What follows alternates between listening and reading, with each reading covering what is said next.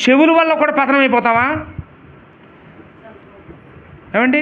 ఈ చెడ్డ మాటలు వినడం వల్ల, ఈ చెడ్డ మాటల వల్ల కూడా మనం దిగజారిపోతామా? దిగజారిపోతామండి, నాశనం అయిపోతామండి.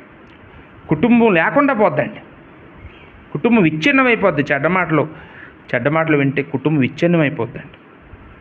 కాబట్టి ఎవరైనా చెప్పడానికి ట్రై చేసినా ఆ విషయాన్ని మనం నమ్మకూడదు. మనం కళ్ళతో చూసింది తప్ప మనం ఏది నమ్మకూడదండి. ఎవరి మాటలు నమ్మకూడదు, చెప్పే మాటలు అసలు నమ్మకూడదు, చెప్పుడు మాటలు వినకూడదు. దేవుడి మాటలు మనం వినాలి. వినుటకు వేగురుపడంటే దేవుడి మాటలు వినడానికి, ఈ సాతాను మాటలు వినడానికి కాదు.